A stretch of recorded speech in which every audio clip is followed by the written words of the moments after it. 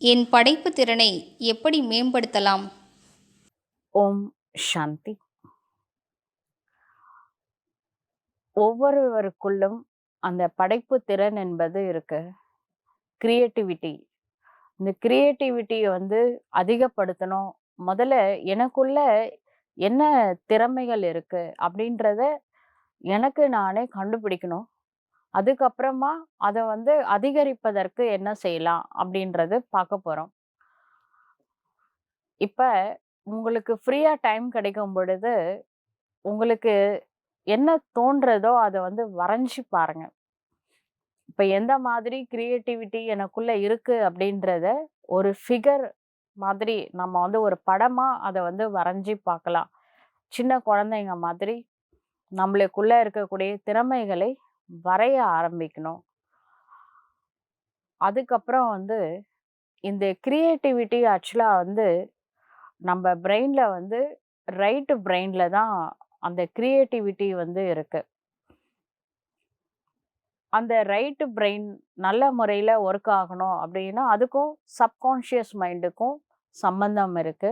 அதனால தான் இந்த வரைய சொல்லி நம்ம சொல்றோம்.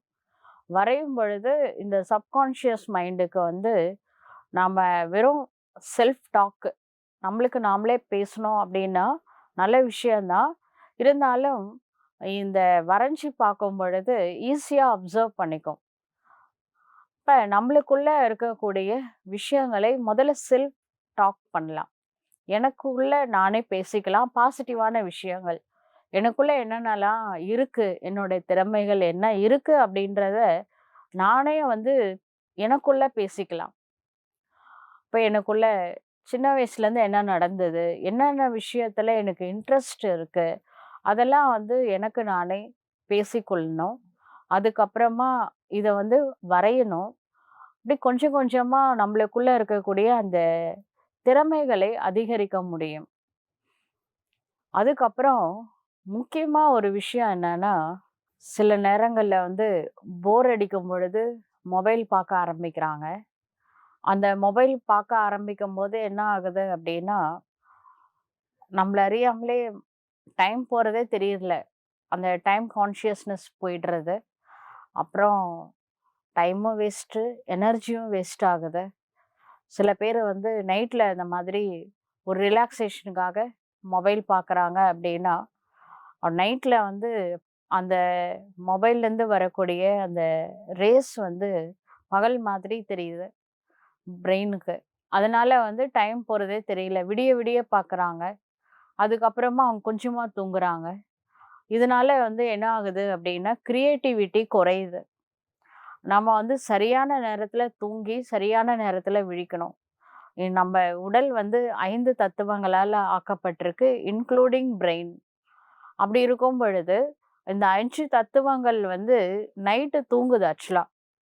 காலையில விடியற் காலையில விழிக்குது. பூமியே அப்படிதான். அப்ப இந்த பறவைகள், விலங்குகள் கூட நைட்ல ரெஸ்ட் எடுக்குது. அதனால இந்த பிரெயினுக்கு ரெஸ்ட் ரொம்ப முக்கியம். நம்மளுடைய கிரியேட்டிவிட்டி நம்ம அந்த படைக்கும் திறனை அதிகரிக்கணும் அப்படின்னா, சரியான நேரத்துல தூங்கணும், சரியான நேரத்துல விழிக்கணும். அதுல நாம ரொம்ப கவனம் செலுத்தணும். கூடவே எக்ஸர்சைஸ், ஃபிசிக்கல் எக்ஸர்சைஸும் பண்ணணும். இந்த பிரெயினுக்குன்னே சில எக்ஸர்சைஸ்லாம் இருக்கு. அதெல்லாம் பண்ணும் பொழுது, நம்மளுக்குள்ள அந்த கிரியேட்டிவா நம்ம திங்க் பண்ண முடியும். இப்போ சில சயின்டிஸ்ட்லாம் பார்த்தீங்கன்னா, இப்ப அந்த பென்சீன் ரிங் கண்டுபிடிச்சார் இல்லையா? அந்த சயின்டிஸ்ட்டும் சரி, மத்த சயின்டிஸ்ட்லாம் கூட என்ன பண்றாங்கன்னா, நைட்டு படுக்கிறதுக்கு முன்னாடி ஒரு சில கேள்விகளை படங்களா வரைஞ்சு, அல்லது அத பத்தி நெனச்சுக்கிட்டே அப்படியே தூங்கிடுவாங்க. அப்ப அவங்களுக்கு இன்ட்யூஷன் ஒர்க் ஆகும். அப்ப கனவு வருதா? இல்ல சப்கான்ஷியஸ் மைண்ட்ல கனவா வரலாம். அல்லது அந்த மாரி தாட் வரும். ஒரு அந்த கண்ணு விழிச்ச உடனே அத பற்றிய எண்ணங்கள் வரும். அத உடனே அவங்க என்ன பண்றாங்க அப்படின்னா, நோட் பண்றாங்க. அப்படிதான் இந்த பென்சீன் ரிங் கண்டுபிடிச்சாங்க. பென்சிலின் இன்ஜெக்ஷன் கூட அந்த ஒரு நாயினுடைய கணையத்துல இருந்து எடுத்தாங்க. அது கூட அவங்களுக்கு இந்த மாதிரி தான். அவங்க நைட்டு படுக்கிறதுக்கு முன்னாடி அத அத பத்தி விஷுவலைசேஷன் பண்ணிட்டு அப்படியே படுப்பாங்க அந்த சயின்டிஸ்ட். விடிஞ்சதுக்கப்புறம் அதுக்குள்ள அவங்களுக்கு கனவுல வந்திருக்கும். வந்த எழுந்த உடனே அத வந்து எழுதிப்பாங்க அல்லது வரைஞ்சிப்பாங்க. அதுக்கப்புறம் பார்த்தா, என்ன கனவுல பார்த்தாங்க அப்படின்றத. அப்புறம் அத ரிசர்ச் பண்ணி, அத வந்து கண்டுபிடிச்சு, அதுலேருந்து பென்சிலின் அந்த இன்ஜெக்ஷன் வந்து எடுத்தாங்க. இன்சுலின் இன்சுலின் இன்ஜெக்ஷன் வந்து நாயோடைய கணையத்திலிருந்து எடுக்கப்பட்டது. அது மாரி பென்சீன் ரிங்.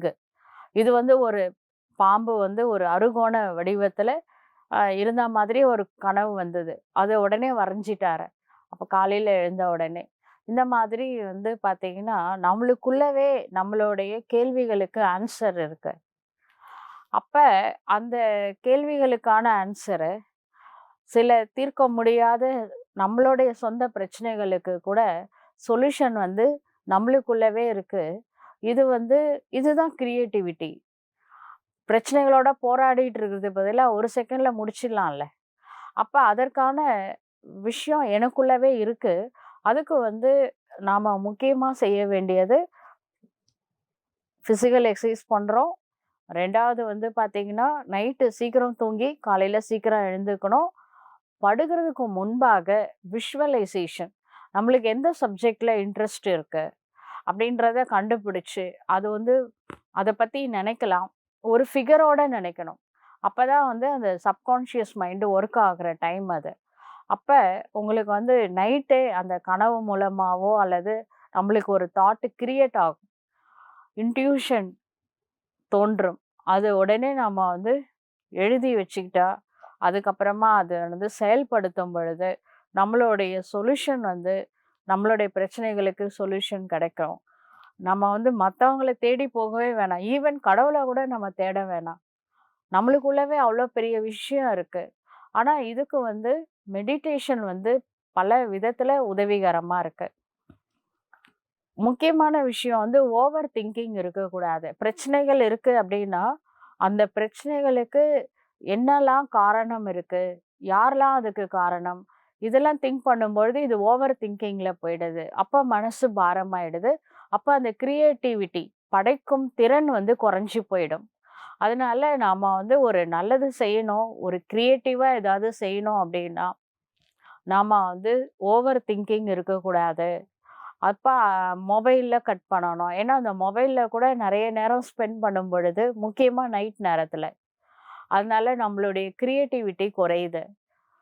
அது 2த்தையும் நம்ம கவனம் குடுக்கணும். அதுக்கப்புறம் விஷுவலைசேஷன் டெக்னிக்க வந்து அதிகப்படுத்தணும். நம்ம நம்மளுக்குள்ள இருக்கக்கூடிய விஷயங்களே நெறைய விஷுவலைசேஷன் பண்ணணும். நம்மளுடைய திறமைகள கூட நான் வந்து என்ன அச்சீவ் பண்ணணும் அப்படின்னு நெனைக்கிறேன். எதுல எனக்கு வந்து ரொம்ப இன்ட்ரெஸ்ட் இருக்கு. அத வந்து நான் நெனச்சு பார்க்கணும். அதுக்கு ஒரு உருவம் குடுக்கணும். எண்ணங்களால ஒரு படமா அத வந்து பார்க்கணும். அந்த படத்த வந்து நம்ம வந்து விஷன் மாதிரி பார்க்கணும். அப்ப அந்த விஷன வந்து இந்த சப்கான்ஷியஸ் மைண்ட் கேட்ச் பண்ணிக்கும். அந்த சப்கான்ஷியஸ் மைண்ட்ல தான் அந்த கிரியேட்டிவிட்டி இருக்கு. ரைட் பிரெயின் வந்து சப்கான்ஷியஸ் மைண்டுக்கும் சம்பந்தம் இருக்கு. அப்ப நம்மளுக்கு வேண்டிய ஆன்சர் அதுல இருக்கு. எனர்ஜி 90% எனர்ஜி சப்கான்ஷியஸ் மைண்ட்ல தான் இருக்கு. நம்மளோட லைஃபே நாம வந்து எப்படி கொண்டுட்டு போனோம், இப்படிதான் நான் இருக்கணும் அப்படின்னு நினைச்சா கூட, இப்போ வந்து சப்போஸ் ஹெல்த்ல ப்ராப்ளம் இருக்கு. அத நான் சரி பண்ணணும் அப்படின்னு நினைச்சா, அது கூட ஒரு கிரியேட்டிவிட்டி தான். அப்ப நான் ரொம்ப ஆரோக்கியமா இருக்கிறேன். இப்போ வந்து சப்போஸ் ஒரு எக்ஸாம்பிள் பாருங்க.